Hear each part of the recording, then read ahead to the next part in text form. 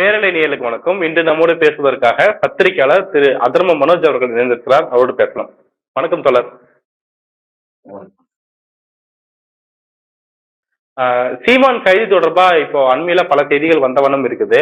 அதை பத்தி சீமான் அவர்கள்ட்ட கேட்கும்போது 10 பிரஸ் மீட்ல எனக்கு தகவல் வரல அப்படின்னு சொல்றாரு. இன்னொரு பக்கம் பார்க்கும்போது நான் அதை எதிர்பார்த்து காத்துட்டு இருக்கிறேன் அப்படின்னு சொல்லி அடுத்த பிரஸ் மீட்ல சொல்றாரு. ஆஹ் இதை ஒட்டி என்ன போயிட்டு இருக்குன்னு நினைக்கிறீங்க? என்ன பிரபலப்படுத்துறதுக்காக தான் இப்படி கைது நடவடிக்கை ஈடுபட போறாங்க அப்படின்னு சொல்லியிருக்காரு. அவர் சுத்தி என்ன போயிட்டு இருக்குன்னு நினைக்கிறீங்க? இல்ல, பெரியாரை பற்றி தொடர்ச்சியாக அவதூறுகளையும் வன்மத்தையும் இந்த நபர் கக்கறார். அதன் தொடர்ச்சியாக வழக்குகளானது தமிழ்நாடு முழுவதும் பதிவு செய்யப்படுது.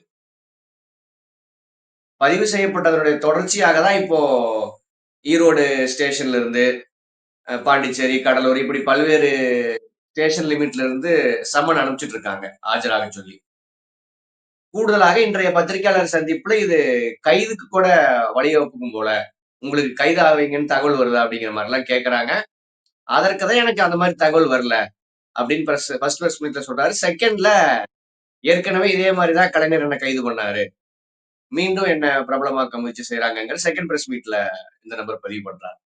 நீங்க இதுல என்னன்னாங்க, செகண்ட் பிரஸ் மீட்ல இப்படிதான் கலைஞர் என்ன பிரபலப்படுத்தினாரு, மீண்டும் என்ன பிரபலப்படுத்த போறாங்க அப்படின்னு சொல்வது என்பது இவர் ஏதோ கூலாத ஹேண்டில் பண்றாரு அப்படிங்கிற மாதிரி கன்வே பண்ண ட்ரை பண்றார். மாறாக என்ன சொல்றாருன்னா, எப்பா ஏற்கனவே நான் உங்க தந்தையாரால் பிரபலமாயிட்டேன், மீண்டும் என்ன பிரபலப்படுத்தாதீங்க கைது பண்ணி, தயவு செய்து என்ன கைது பண்ணாதீங்க அப்படிங்கிறத அந்த டோன்ல அவர் கன்வே பண்றார். கைது செய்வதன் மூலியமாக என்னுடைய பிரபலத்தை அது வழிவகுக்கும், என்னுடைய பிரபலத்தை நீங்களே உருவாக்காதீங்க அப்படின்னு சொல்வதன் மூலியமாக கைது செய்யாதீங்க அப்படின்னு தான் அண்டர்லைன் பண்ணி அவர் சொல்றாரு அப்படின்னு தான் நான் புரிஞ்சுக்கிறேன். ஆனா எதிர்பார்த்துதான் காத்திருக்குன்னு சொல்றாரு தொடர். இல்ல, அது சொல்லுவாரு. நீங்க அவரு பிரஸ் மீட்ட அட்டன் பண்ணிட்டு வீட்டுக்குள்ள போய் அவரு என்னவாக இருக்காரு அப்படின்னு நீங்க பாத்தீங்கன்னா, கடந்த 2-3 பிரஸ் மீட்ல பாத்தீங்கன்னா அவருடைய அந்த தோரணையிலேயே ஒரு மாற்றம் வந்திருக்கு. ஏன்னா நீங்க 2009-10 அவர் கைது செய்யப்பட்ட போதுங்க, இன்றைக்கு இருக்கக்கூடிய சொகுசான வாழ்க்கை வாழ்ந்த சீமான் கிடையாது. வெளியில அவருக்கு சோறு தண்ணி இல்லாட்டி கூட வெளியில நல்ல சோறு கிடைக்கும் அப்படிங்கிற அடிப்படையில் போய் உட்கார்ந்துக்குவாரு. இன்னைக்கு அவரால் ஏசி இல்லாம ஒரு தனி அறையில் அவரால் ஒரு 10 நிமிஷம் கூட உட்கார முடியாது. நீங்க அப்படியான சொகுசான வாழ்க்கைக்கு அவர் ஆட்பட்டுட்டார். அப்படியான சூழல்ல இன்றைய சீமானால் சிறையை எளிமையாக எதிர்கொள்ள முடியாது அப்படிங்கறதான் யதார்த்தம். ஆக சிறை வந்துட்டா நாம் அதை எப்படி எதிர்கொள்ள போறோம் அப்படிங்கிற பயமும் பதட்டமும் அந்த நபரிடம் இருக்கு. இருந்தாலும் மீடியா முன்னாடி அதை காட்டிக்க முடியாது, பொதுமக்கள் முன்னாடி அதை காட்டிக்க முடியாதுங்கிறதுக்காக பேலன்ஸ் செய்யறாரே ஒழிய, கைதை எதிர்கொண்டு போய் இவர் இன்னும் சிறையில பல மாதங்கள் பல வருடங்கள் தங்கக்கூடிய அளவுக்கு தியாக மனநிலையுடைய நபர் எல்லாம் கிடையாது. நீங்க அப்படி கைது நடவடிக்கை வருது அப்படின்னா உடனடியாக திமுக தலைமைக்கே போன் பண்ணி காலில் விழுந்துருவார். நீங்க இதற்கு முன்னாடி விஜயலட்சுமி வழக்கின் போதும் கூட நீங்க அவங்க நேரடியா வர்றாங்க, வாக்குமூலம் எல்லாம் கொடுக்குறாங்க. அதன் தொடர்ச்சியாக ஊட்டியில் இருக்கக்கூடிய சீமானுக்கு சம்மன் கொடுக்க கைது செய்ய போலீஸ் வருகிறது அப்படின்னு செய்தி வந்துச்சு. அதன்படி போலீஸும் இங்க கிளம்பி போனாங்க. ஆனா அந்த நடவடிக்கையானது கைதா மாறல. காரணம், திமுகவினுடைய தலைமைக்கு போன் பண்ணி கையில காலில் விழுந்து கெஞ்சிதான் அந்த கைதுல இருந்து சீமான் தப்பிச்சார். நீங்க இப்ப கூட பாருங்களேன், பெரியாரை பத்தி பேசுறாரு, உதயநிதி பத்தி பேச சொல்லுங்க பாப்போம், ஸ்டாலின் அவருடைய பேரை உச்சரிச்சு பேச சொல்லுங்க பாப்போம், பேச மாட்டார். ஏன்னா அவங்க கைகாலில் விழுந்துதான் இன்றைக்கு வரைக்கும் கைதிலிருந்து அவர் தப்பிச்சுட்டு இருக்கார் அப்படிங்கறதுதான் உண்மை. இப்ப வந்து பெரியார வச்சுதான் இவங்க வந்து திமுக எல்லாம் வந்து ஆட்டம் போட்டு இருக்காங்க. நான் முதல்ல பெரியார இந்த பிம்பத்தை உடைக்கணும், அதுக்கப்புறம் நான் இவங்கிட்ட வரேன் அப்படின்ற மாதிரி கருத்தை சொல்றாரு. அதை எப்படி புரிஞ்சுக்கலாம்? இல்ல, அது ஒரு கோமாளித்தனமான வாதம்ங்க.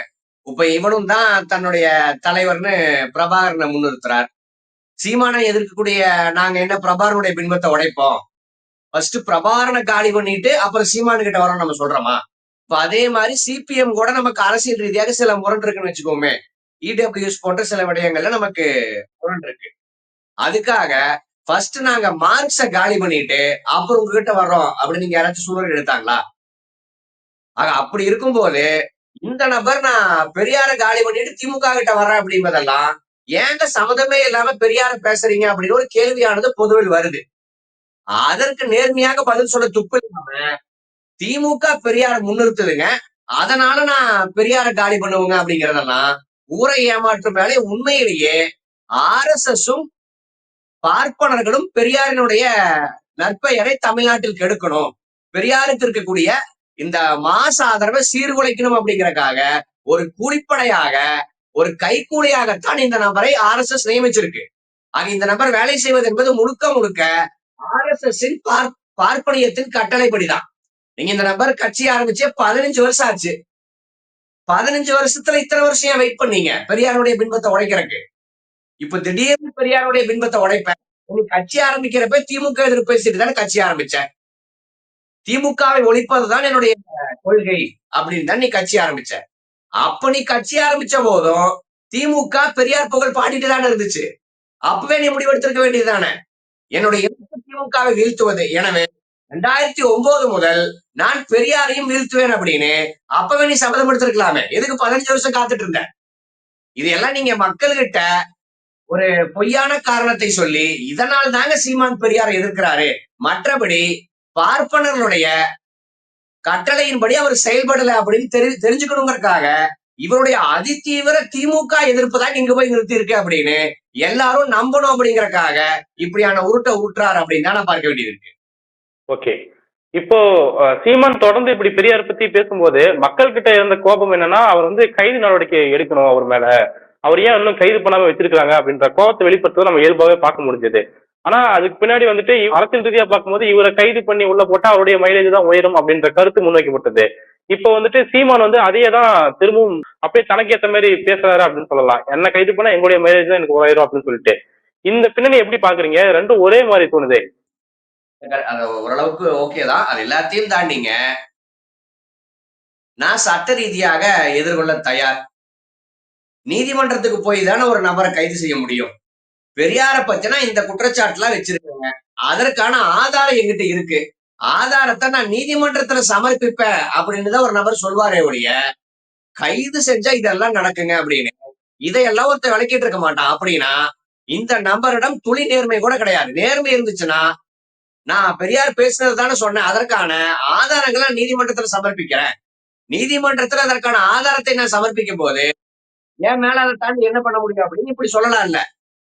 அப்படியான வார்த்தையே ஒரு வாயிலிருந்து வராம எனக்கு கைது செஞ்சா இது நடக்கும், என்னுடைய பொலிட்டிக்கல் மைலேஜுக்கு அது உதவும் அப்படின்னு சொல்வது எல்லாமே அவரிடம் அவர் வைத்த எந்த குற்றச்சாட்டுக்கும் அவதூறுக்கும் மறுப்போ நேர்மையான பதிலோ கிடையாது அப்படிங்கறதா உண்மை. இப்ப நீங்க சொல்ற விஷயத்துக்கு வரேன். நீங்க திமுகவோட சீமானை கைது செய்தா அதை அவருடைய பொலிட்டிக்கல் மைலேஜுக்கு அவர் பயன்படுத்திக் கொள்வார் அப்படின்னு நினைக்குதுங்கிறது தான் ஓவராலா எல்லாருடைய பெர்ஸ்பெக்டிவா இருக்கு. சரி, ஒரு நபர் தொடர்ச்சியாக இப்படியான சமூக விரோத கருத்துக்களை, சமூகத்தில் பதட்டத்தை ஏற்படுத்தக்கூடிய கருத்துக்களை தொடர்ச்சியா ஒரு நபர் பேசுறார்.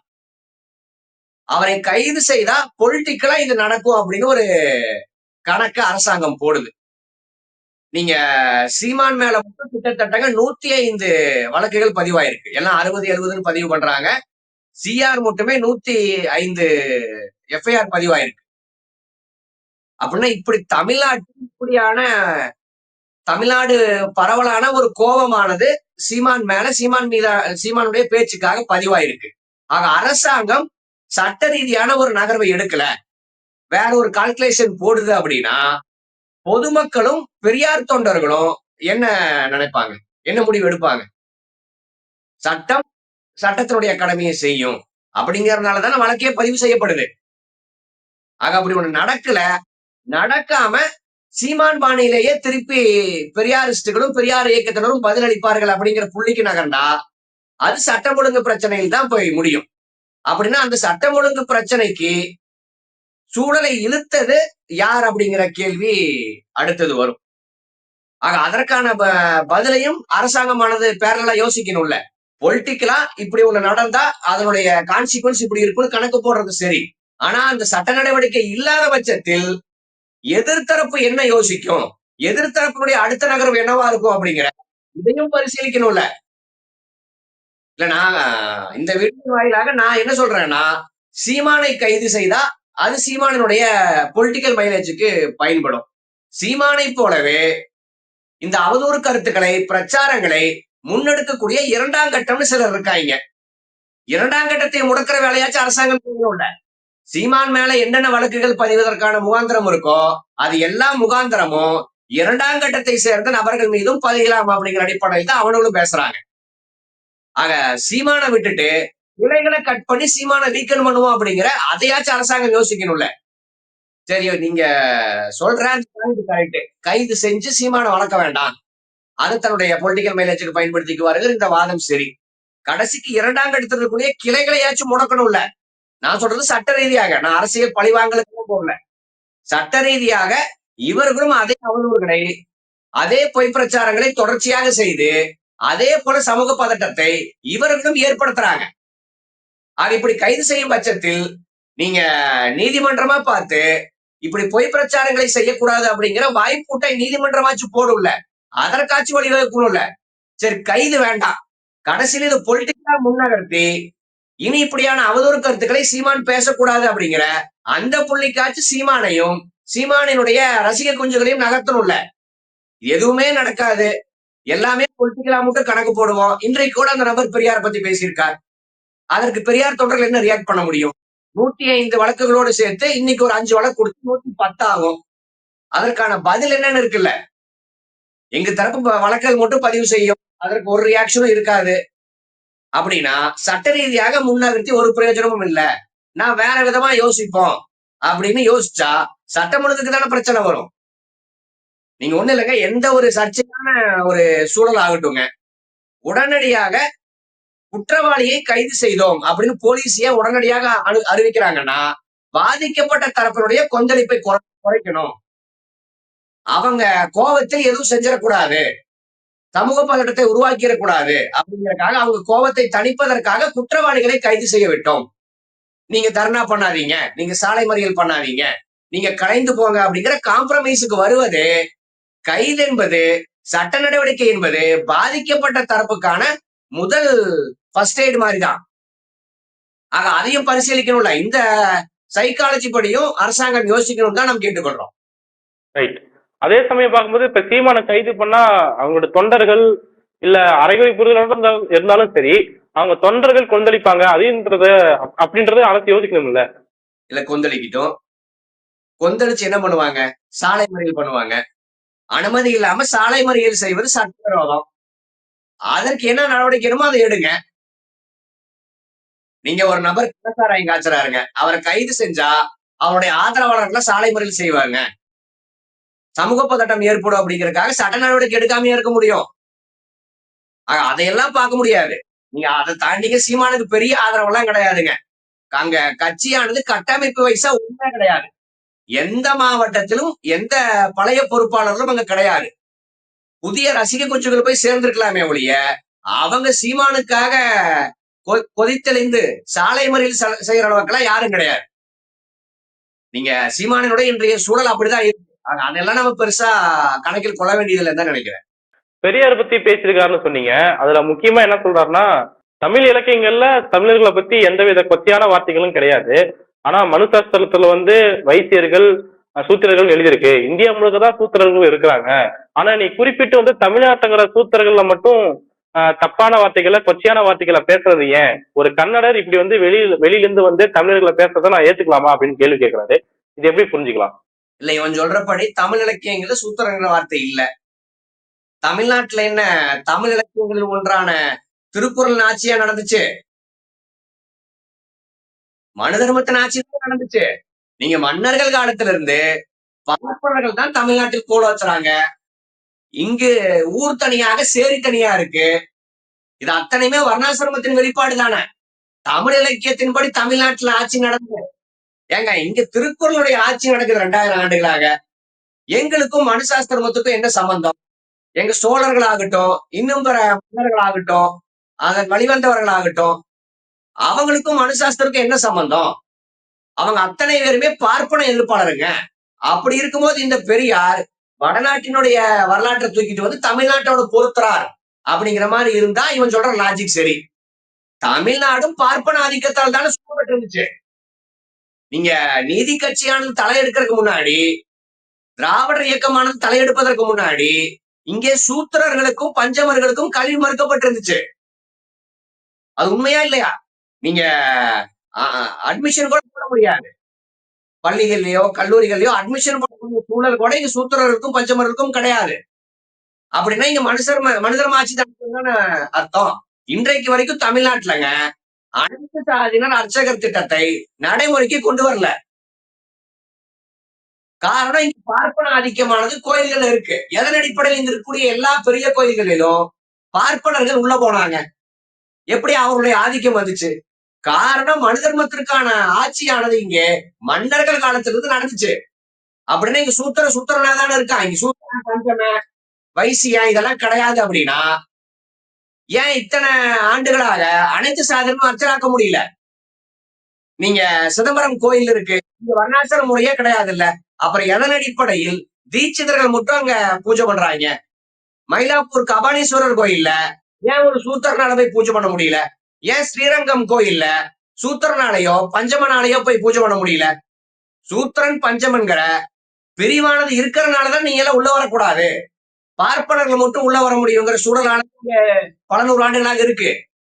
நடைமுறையில அதுதான் இருக்கு. தமிழ் இலக்கியத்தில் என்னமோ சொல்லிச்சா, அது இங்க இல்லையா? தமிழ் இலக்கியத்தின்படி இங்க யார் ஆட்சி நடத்தினா? நீங்க இன்னும் சொல்ல போனாங்க, அந்த தமிழ் இலக்கியங்களை மக்கள் மத்தியில் கொண்டு போய் சேர்த்தது திராவிடர் இயக்கம் தான். மன்னர்கள் காலத்துல எல்லாம் தமிழ் இலக்கியங்களுக்கோ இங்க இன்னும் பிற தமிழ் நூல்களுக்கோ எந்த மரியாதையும் கிடையாது. எந்த மன்னர் ஆட்சிங்க இத்தனை 100 ஆண்டு காலமாக எத்தனை மன்னர்கள் ஆட்சி வந்திருக்கு? யார் ஆட்சி? திருக்குறளுடைய ஆட்சி நடத்தியிருக்காங்களா? திருக்குறள் ஒரு புத்தகம் இருக்கிறதே அவங்களுக்கு தெரியாது. ஆக அப்படி இருக்கும்போது இதெல்லாம் ஒரு கோமாளித்தனமான வாதம். நீங்க வடநாட்டில் இருக்கிறவங்கள பெரியார் ஏன் சொல்லணும்? பெரியார் தன்னுடைய அரசியல் எல்லையாக தமிழ்நாட்டோடு சுருக்கி கொண்டார். அதனால்தான் பெரியார் தனித்தமிழ்நாடு கேட்டார். நீங்க அம்பேத்கர் ஏக இந்தியாவுக்கான அரசியல் பேசினார். அதனாலதான் அவர் இங்க இருக்கக்கூடிய எல்லா தலித்துகளுக்கும் ஒரு இணைக்கும் புள்ளி வேணும், ஒருத்தருடைய வழி இன்னொருவருக்கு தெரியணும் அப்படிங்கிற அந்த புள்ளியில் தான் அம்பேத்கர் இந்திய மொழியெல்லாம் வலியுறுத்தினார். ஆனா பெரியார் தன்னுடைய எல்லையாக தமிழ்நாடு தமிழருக்கேன்னு சுருக்கிட்டாரு. அப்படி இருக்கும்போது தமிழர்களை சூத்திர பஞ்சம்னு சொன்னதுதான் பெரியாரால் கேட்க முடியுமே ஒழிய வடநாட்டுல போய் கேட்க வேண்டிய தேவை பெரியாருக்கு இல்ல. அதை தாண்டிங்க பெரியாருக்கு மானரோசம் ஒண்ணு இருந்துச்சு. பாப்பானுக்கு இருக்கக்கூடாது தமிழ் அப்படிங்கிற அந்த உணர்வு இருந்துச்சு. அதனால் எதிர்த்தார். பாப்பா இருக்கிறத நான் விரும்புறேன்னு நினைக்கக்கூடிய சீமான் போன்ற ஆட்களுக்கு பார்ப்பன எதிர்ப்பு, ஆரிய எதிர்ப்பு இதெல்லாம் கசக்கத்தான் செய்யும். ஏன்னா அவன் பார்ப்பன இருக்கணும் அப்படிங்கிறத மனதார விரும்பக்கூடிய ஒரு ஜந்துவாக இருக்கா அப்படின்னு தான் நம்ம முடிவு பண்ண வேண்டியது இருக்கு. இறுதியாக இப்போ பெரியார் இயக்கங்கள் சார்பில் பல்வேறு போராட்டங்கள் நடத்தப்பட்டு இருக்குது. இப்போ கேஸும் சந்திச்சுட்டு இருக்காரு அப்படின்னு சொல்லலாம். இருந்த போதிலும் பெரியார் மீதான விமர்சனத்தை அவர் இன்னும் கூர்மைப்படுத்திட்டே தானே போறாரு, இன்னும் காட்டமா வேற பேசுறாரு. அப்ப இந்த போராட்டங்களோ இந்த புகார்களோ அவர் வந்து மட்டுப்படுத்தல அப்படின்னு நம்ம புரிஞ்சுக்கலாமா, இல்ல எப்படி புரிஞ்சுக்கிறது? இல்லதாங்க, நீங்க வேற எப்போதும் இல்லாத வகையில் 15 ஆண்டுகளாக எடுக்காத அரசியலை இப்போது இந்த நபர் கையில் எடுத்திருக்காருன்னா, விஜயனுடைய வருகைக்கு பிறகு இவர் இத்தனை ஆண்டு காலமாக பேசிய எந்த அரசியலுக்கும் இனி வேலை இல்லைங்கிற புள்ளிக்கு அவர் நகர்ந்தாச்சு. இனி திமுக அதிமுக எதிர்ப்பு ஓட்டுகளானது விஜய் எடுத்துட்டு போயிடுவார்.